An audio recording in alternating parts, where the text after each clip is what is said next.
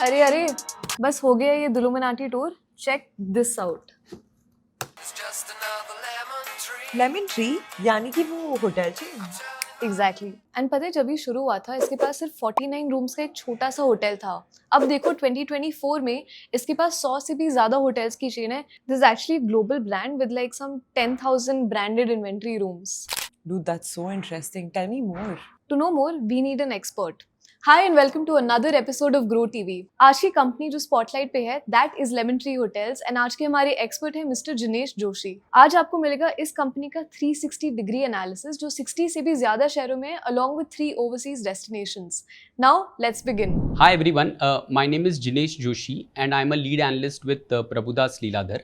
मैं तकरीबन पिछले 15 सालों से स्टॉक मार्केट एनालिसिस कर रहा हूँ। मिड कैप इक्विटीज़ मेरी कोर एक्सपर्टीज़ है और आज मैं यहाँ पे हूँ ताकि लेमन ट्री से जुड़े सारे सवालों का जवाब आपको दे सकूँ।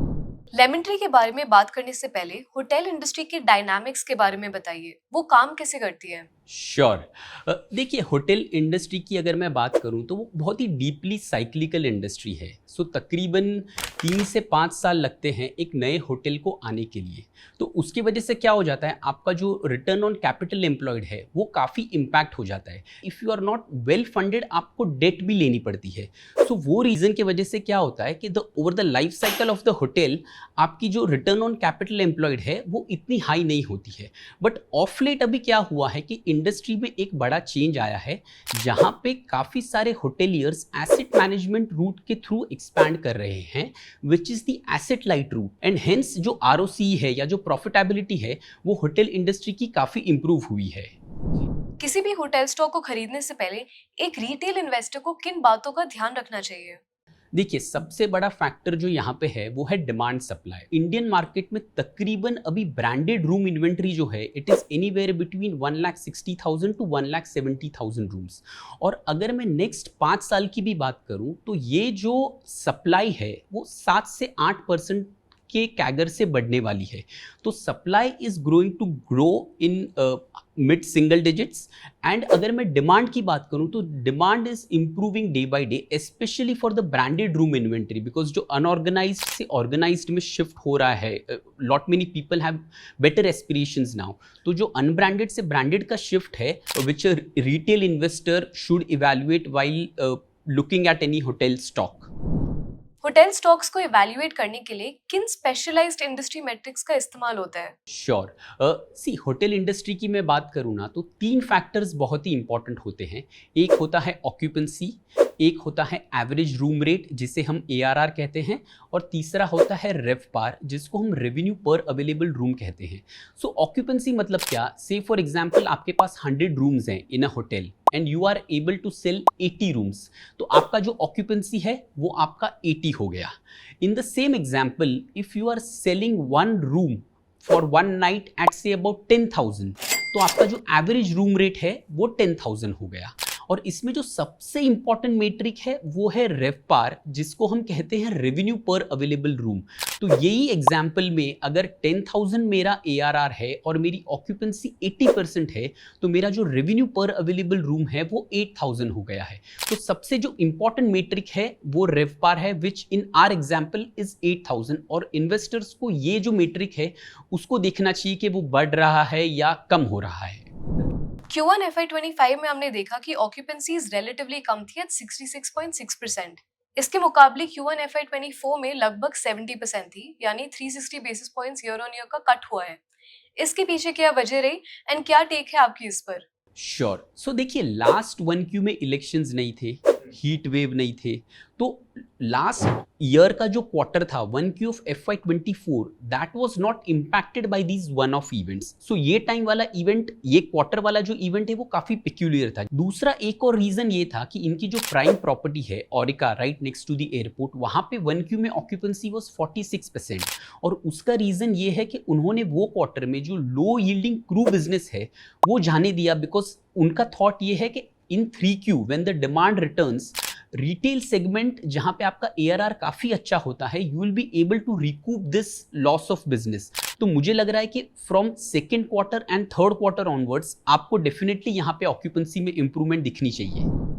आपने एसेट लाइट मॉडल के बारे में कई बार रिफर किया है, ये एग्जैक्टली है क्या? करेक्ट करेक्ट बेसिकली इस रूट में क्या होता है कि rather than constructing the hotel on your own and putting in the money, what you basically do is that कि एक होटल ओनर है, he already has a hotel in place, आप जाते हो और वो होटल ओनर के साथ टाई अप करते हो. सो लेमन ट्री के केस में अगर मैं आपको एक एग्जांपल दूं कि Lemon Tree will approach a stand alone hotel operator and Lemon Tree उनके साथ टाई अप करता है. That hotel operator will get to use the Lemon Tree brand and in return what Lemon Tree will get is a royalty fee और an asset management फी जो तकरीबन 6 से 8% होता है of that particular hotels revenue. The expansion via this route has multiple advantages. For example इसमें क्या होता है कि आपको एक होटल बनाने के लिए 3 से 5 साल लगते हैं. सो वो आपका जो जेस्टेशन पीरियड है वो कट डाउन हो जाता है and you don't have to put money to expand. तो आपकी जो बैलेंस शीट है वो काफी एसेट लाइट हो जाती है. इस एसेट लाइट मॉडल के कॉन्टेक्स्ट में लेमन ट्री के आगे के ग्रोथ प्लान्स क्या है? तो beyond one hotel in Shimla which is on the owned management side, उनका entire expansion plan is on this asset management route. So तकरीबन नेक्स्ट 4 to 5 years में they plan to reach about 20,000 rooms. ये बात well established है कि Lemon Tree ने mid market segment में अपनी पकड़ मजबूत बनाई है. अब प्लान्स है प्रीमियम सेगमेंट को टैप करने की थ्रू ब्रांड्स लाइक ओरिका. इसे सक्सेसफुल करने के लिए किस तरह के स्टेप्स लेने पड़ेंगे? करेक्ट, बट सी अगर आप दूसरे चेन्स का भी बात करें so they have a mass brand, they have a premium brand, they have a economy brand. तो it is not a very big challenge. But अगर मैं लेमन ट्री की बात करूं एंड स्पेसिफिकली ओरिका की जो आपने क्वेश्चन किया है, तो they already have one hotel in Udaipur under brand Aurika. और ये वाली जो होटल है डेफिनेटली अगर आप if you happen to visit there, it is right next to the airport in Mumbai itself. It is a amazing property और वहाँ के जो स्टैंडर्ड्स हैं they are definitely meeting the upper upscale standards.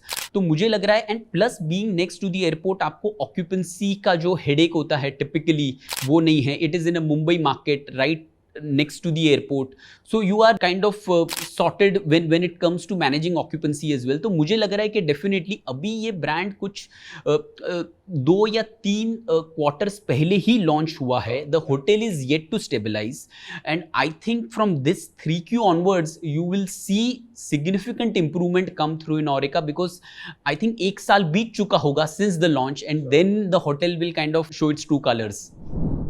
Q1 FY25 में Lemon Tree ने 5,686 rupees का ARR या फिर एवरेज रूम रेट पोस्ट किया है. क्या ये कहा जा सकता है कि ये नंबर एक मिड मार्केट प्लेयर के लिए अच्छा है? कंपेटिटर्स के मुकाबले ये कैसा है? देखिए ARR is a function of location and a function of brand. So for example, if you have a property in Mumbai, automatically the ARR will be much better than if you have that same property in say a tier 3 market of India. तो ARR उसका function होता है and secondly it is also a function of a brand. So for example अगर मैं Aurika की बात करूँ, it is a 9,000 to 10,000 ARR product for Lemon Tree, whereas आपने जैसे बताया कि उनकी जो company wide ARR है वो 5,600 है.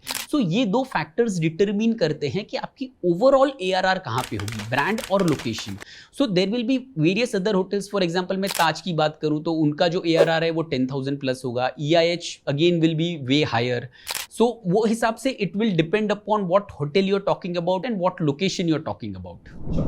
लेमन ट्री के एक्सपेंशन प्लान्स अग्रेसिव है, लेकिन current debt to equity ratio 2.42 थोड़ी हायर साइड पे है.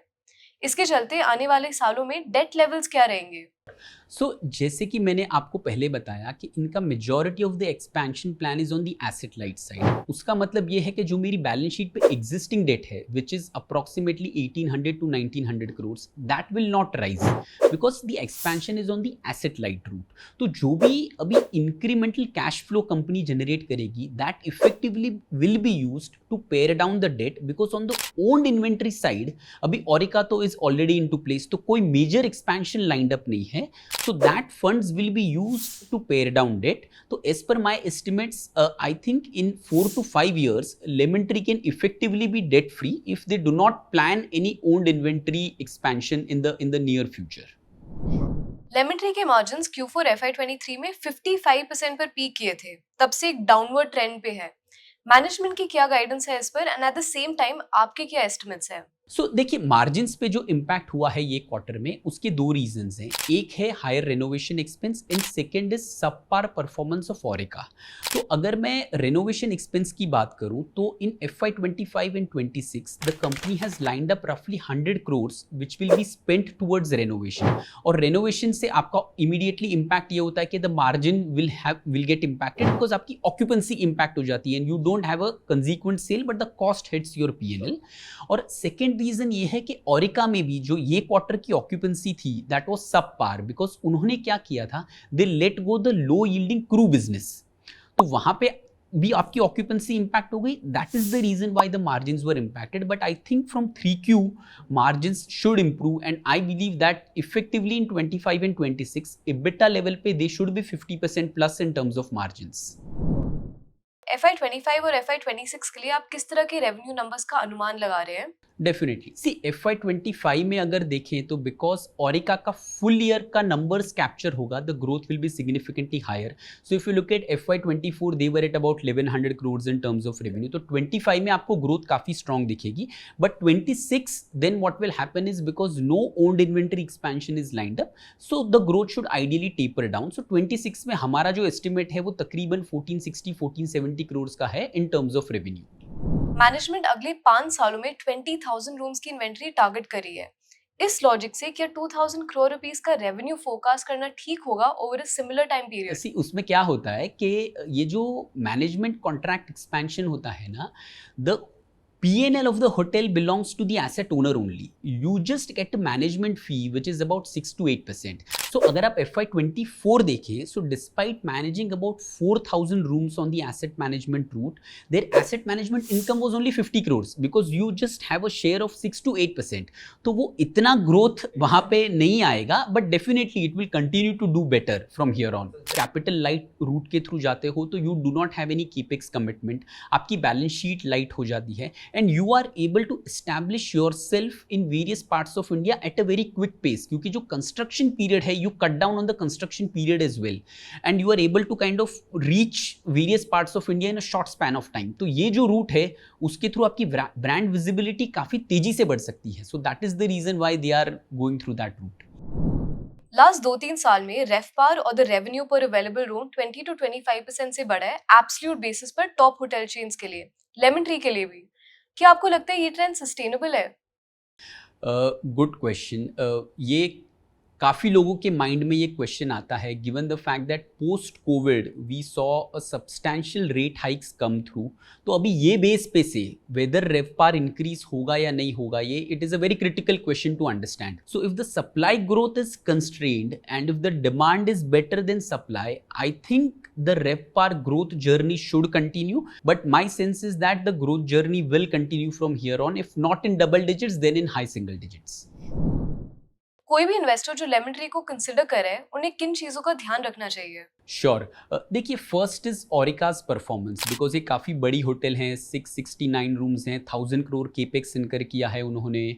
तो वहाँ का परफॉर्मेंस कैसे है given the fact that in 1Q the occupancy was 47%। So over the next few quarters Aurika की परफॉर्मेंस कैसे है, that is the key metric to kind of keep an eye on. उसके अलावा expansion is happening on the asset management route और उनका FY24 का revenue typically 50 crores था और एक्सपेंशन काफ़ी एग्रेसिव टारगेट्स हैं। तो वो रेवेन्यू कैसे मूव करता है, that is one thing which ideally the investors should keep an eye on. So और तीसरी बात है about the RevPAR growth ex of Aurika. So वो कैसे मूव करती है because that will give you the apple to apple comparison. Lemon Tree के पास 10,000 रूम्स की इन्वेंट्री है और ये टोटल ब्रांडेड रूम्स के मार्केट शेयर का 4 to 6% है। अब ये कंपनी प्रीमियमाइजेशन की तरफ बढ़ रही है। व्यूअर्स को प्लीज थोड़ा कंपनी के पास्ट और प्रेजेंट स्ट्रैटेजी के बारे में बताइए। श्योर। सो अगर देखिए लेमन ट्री की मैं बात करूँ, दे हैव अबाउट 10,000 रूम्स, तो उसमें से तकरीबन 5,800 से 6,000 rooms are owned by them और बैलेंस जो 4,000 रूम्स है that they manage via the asset management root.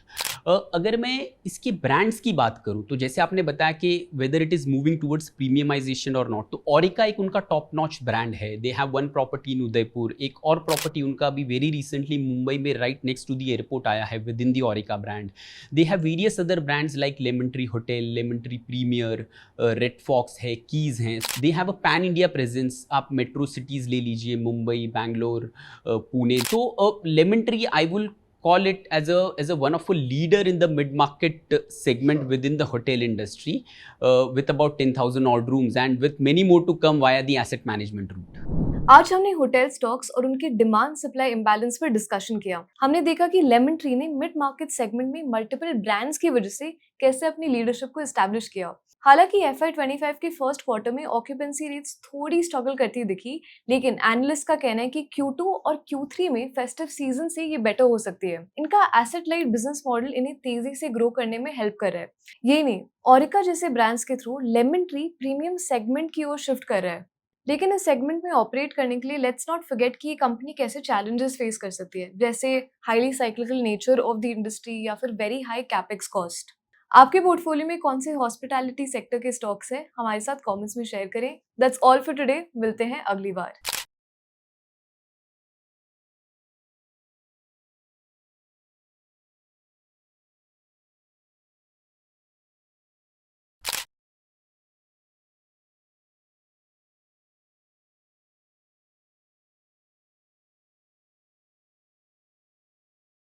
Investment in securities market are subject to market risks. Read all the related documents carefully before investing. Please read the risk disclosure documents carefully before investing in equity shares, derivatives, mutual fund, and or other instruments traded on the stock exchanges.